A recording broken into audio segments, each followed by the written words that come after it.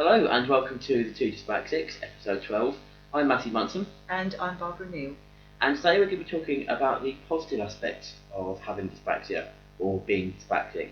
Actually, because like something Barbara just said, we are the dyspraxicators. We are. I quite like that as a new expression, so I think we should start using that, the two dyspraxicators. No, maybe not. Okay, maybe not. It doesn't have a certain ring to it. No, you're right.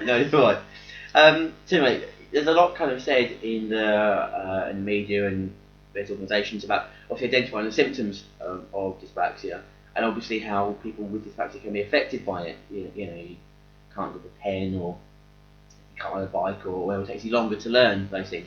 You can't do it. It takes you longer to learn. So that's kind of the standard kind of identifier of dyspraxia. You know, how you can't do things.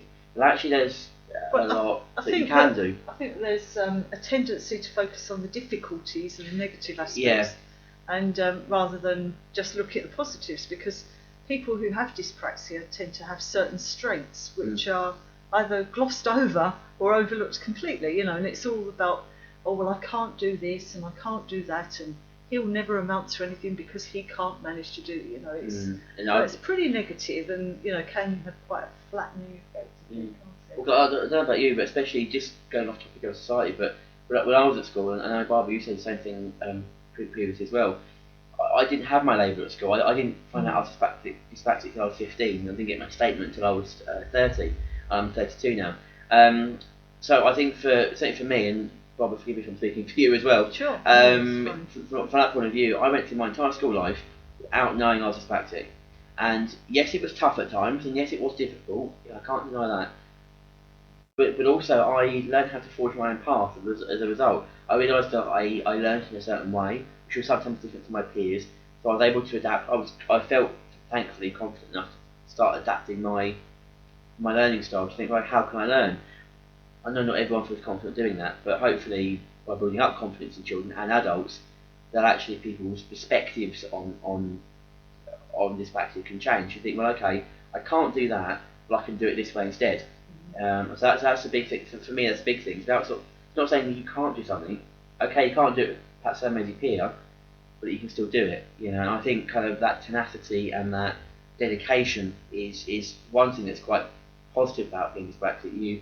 You often become quite determined Definitely, to overcome dyspraxia. You're always going to have it. You know, there's no magic pill that you can take, but you become determined and you become quite creative in ways of thinking, because you have to kind of develop new strategies to deal with life, basically. Well, I think my view is that because I certainly went through all of my school life and most of my adult life without knowing anything about dyspraxia, without knowing about its existence, never mind that, you know, it was this particular beast that I've been struggling with, you know, in many respects. But in lots of ways, I was very thankful for the fact that I didn't know about dyspraxia, because it meant that I didn't have any limitations put on me. There were obvious limitations. I never did learn to ride a bike, for example, because it's a case of prioritising, and so you tend to put the energy that you have into doing something that's going to be of greater benefit. I personally couldn't see a huge benefit in learning to ride a bike, so I just didn't do it. You know, it's such a pain, and I didn't have the balance to or the motivation, I suppose, to stick at it. And having said that, though, it's very important for me to learn to drive, so that was something I did fairly early on. I learned to drive, and I've been driving for many years. So, but I was never told, well, you'll never be able to learn to drive, or it will be particularly difficult for you because you're dyspraxic. So that was a huge blessing, and it meant that I didn't expect to find it difficult. I did find it difficult, and it took me 3 attempts to pass my driving test. But once I got there, it's the same thing, really. I find with anything that we try to learn, or anything that we eventually accomplish, it's difficult. It takes longer, but when we get there, we can make a pretty good job of it. And actually, it feels so rewarding knowing that we've accomplished it. I mean, Barbara, we're kind of opposites in that sense. I learned to ride a bike when I was younger because I wanted to, because of some of my schoolmates were cycling, so I wanted to join them. It took me longer, but as Barbara, as you well know, we've had many conversations about this. I'm 32 and still haven't yet learned how to drive.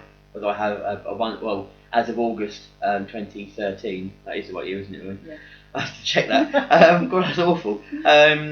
As of August 2013, when we were recording this video, I still haven't learnt to drive, although I've got a very good, phenomenal driving instructor who's actually incredibly patient with me and actually is teaching me some different ways of learning that is actually being very positive for me compared to when I was like 17, 18 when I was learning kind of the first time round. So it means that we are just as intelligent. You know, some studies have said that in many ways dyspraxic people in general are, statistically speaking, more intelligent sometimes than non-dyspraxic people. It means that we can do anything that a non-dyspraxic person can do, just with some adaptations. And I think this proves it. In fact, that Barbara is a dyspraxic person, and shock horror, she can drive. You know, and you know, it's that kind of thing. It's like, just because you're dyspraxic doesn't mean that you can't do something. You absolutely can. Yeah. And that creativity, that tenacity, the dedication to going after what you really want and doing it, they're all such huge positives for being dyspraxic. Well, I think it's incredibly important to play to people's strengths. You know, in all walks of life, you know, and that's dyspraxics and non-dyspraxics alike. But certainly, for those of us who have dyspraxia, we tend to be very good at creative writing, very good at art, very good at computing, photography.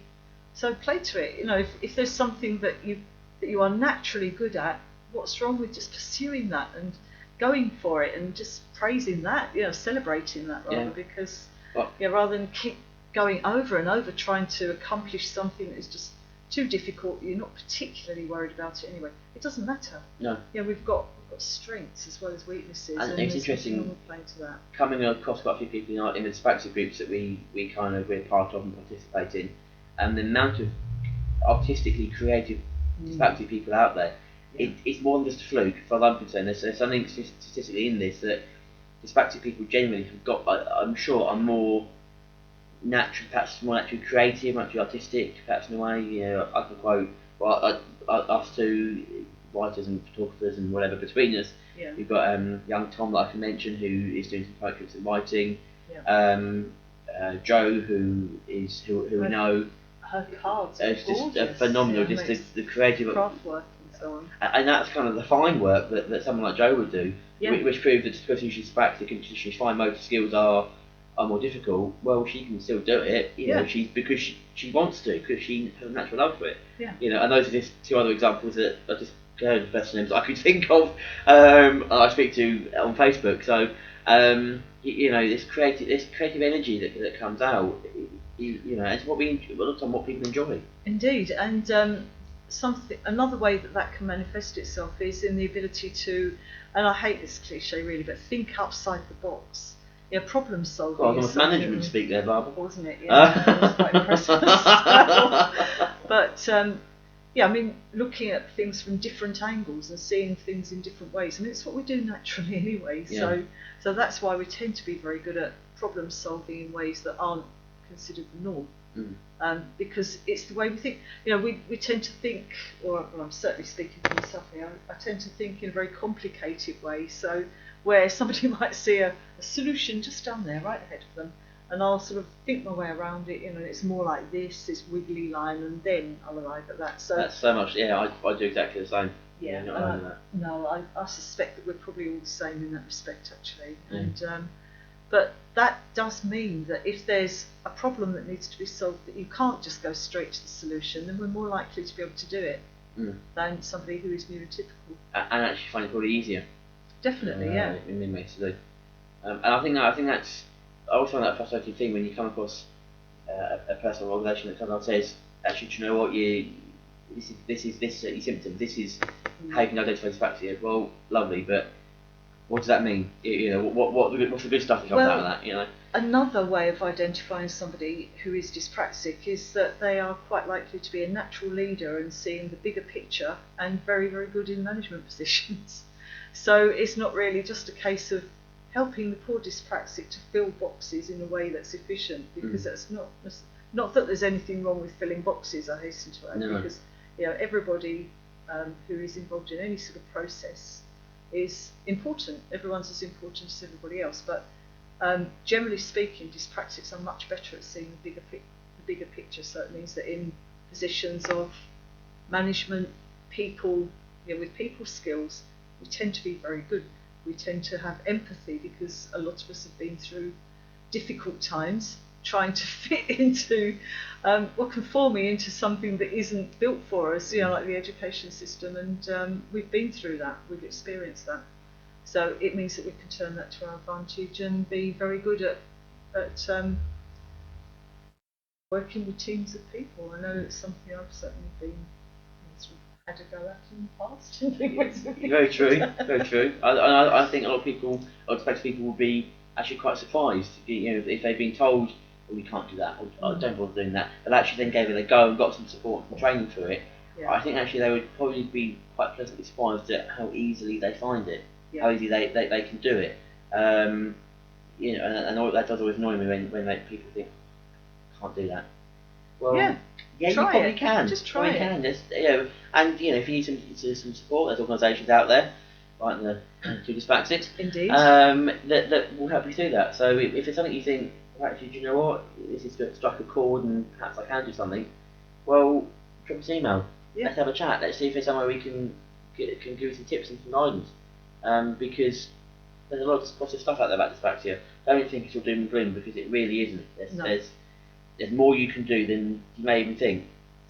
Yeah, and it's a case of, this is a classic case of thinking outside of the box, but don't just look at what opportunities are already there. Make your own opportunities, decide what you want to do, and go for that. I mean, if it means going self-employed or whatever you want to do there, then absolutely do that. And actually, Bob, that's something we might want to talk about, being self-employed in a future video. Yes, indeed. Just so people are kind of aware of perhaps the horrors and the pitfalls as well as the good side, and we have people support on that as well. But there's a lot of positivity out there about being dyspraxic. It's not all doom and gloom. No, so it's far better to focus on the positive. And if something really is very, very difficult and it's a bit negative, don't worry about it. Yeah. Find a way of dealing with your strengths and working towards your strengths, and do things that make you feel good about yourself instead of concentrating on the things you can't do. Concentrate on the things you can do and try out new things. Absolutely. And on that bombshell.